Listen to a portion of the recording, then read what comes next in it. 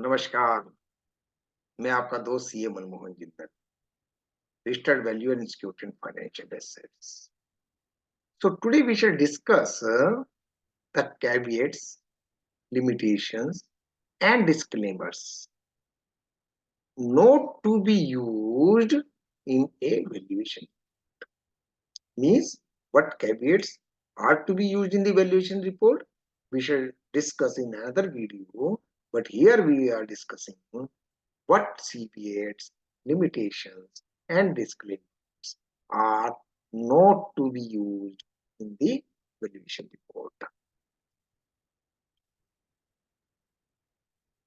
Now, first of all, see that what are the caveats, what are the limitations, and what are the disclaimers.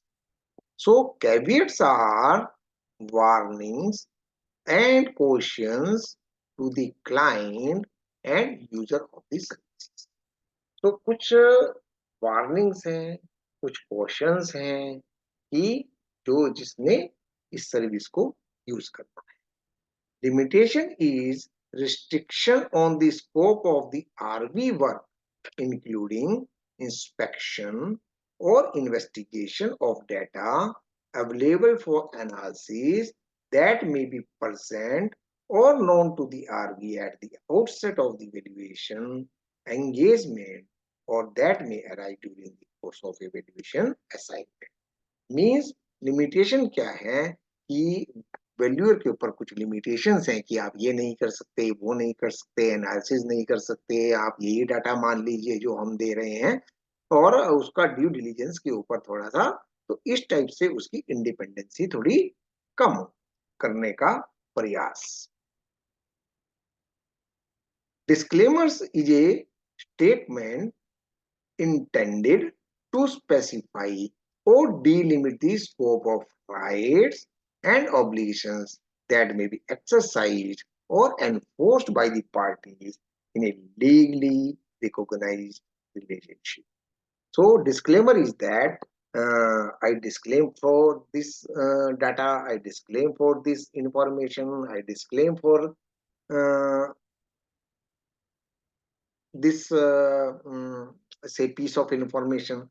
And if a statement denying responsibility intended to prevent civil liability arising for a particular act or omission, so ये अपनी responsibility को deny करने वाला disclaimer है और intended है और to prevent the civil liability ताकि उसके ऊपर कोई सिविल लाइबिलिटी ना आए in spite of the wrongdoing. So these are the disclaimers. Now, what disclaimer you should not use in the valuation report? Business plan forecast received from the client.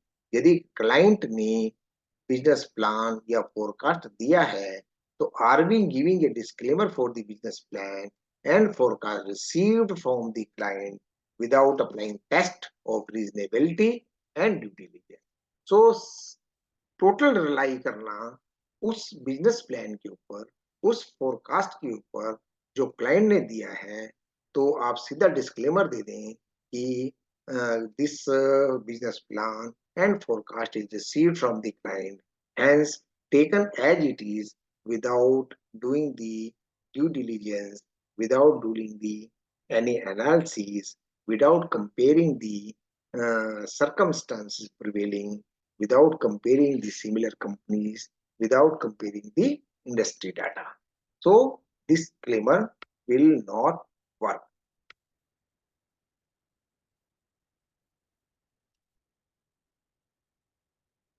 Physical verification. Are we giving a disclaimer that he has not physically verified the tangible assets in case where engagement is provided liquidation claim? So इसके ऊपर एक supreme court का decided case भी है जिसमें I shall incorporate in the next videos. So Supreme Court has decided that RV cannot disclaim that he has not verified the property in the liquidation process or in the valuation process, and he has done the value by sitting at the office. So that will not work.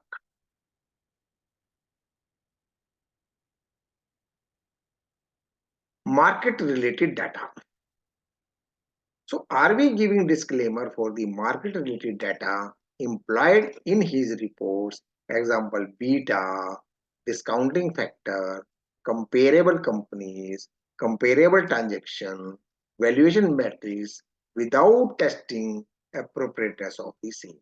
तो कहीं से भी कोई unstructured data आपने उठाया, किसी भी industry का है, मान लीजिए you are valuing the software industry and you are taking the beta and discounting factors of the mechanical company, of the defense company. So every company has a separate beta and every company has to be judged on the separate discounting factor. So every company is not comparable with other company. Eh, So according to the size, nature of the business, nature of the area. So without testing or preparedness, you should not give a disclaimer that I have used this data without testing. It is a wrong disclaimer or wrong. Historical analysis. Are we giving disclaimer that he has not done any historical analysis while conducting valuation exercise of listed and unlisted entities, although the historical data could have been arranged with a reasonable effort? So every company has a historical data and similar companies also have the historical data. You just giving the disclaimer that I have not verified the historical data is not in favor of a RV and you cannot do one approach. Are we giving valuation conclusion based on only one approach without giving any reasoning as to why the other two approaches were not considered in his valuation? Though as per IAS standard, RV can use one approach if the data is tested and sufficient data, structured data, level 1 data is available and it special reasoning is given in the valuation report that the other valuation method is not required and they are not relevant for this valuation. So he has to judge the valuation on all the three approaches and taken the best approach, or if he is relying on the one approach, he should given the proper justification that he has obtained the data of level 1.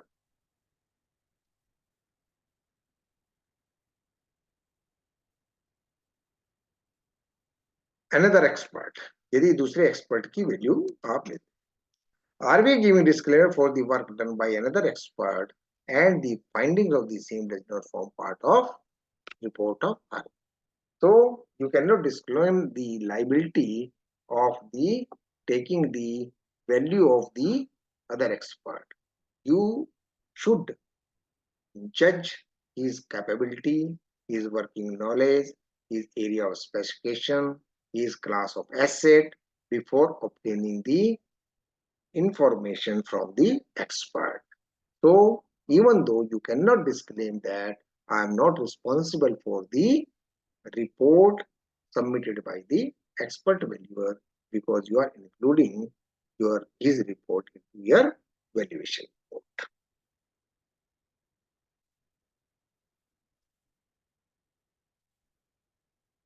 So this is for my own today. बहुत बहुत धन्यवाद आपका. We shall discuss the caveats which can be included into the valuation. So बहुत बहुत धन्यवाद. नमस्कार.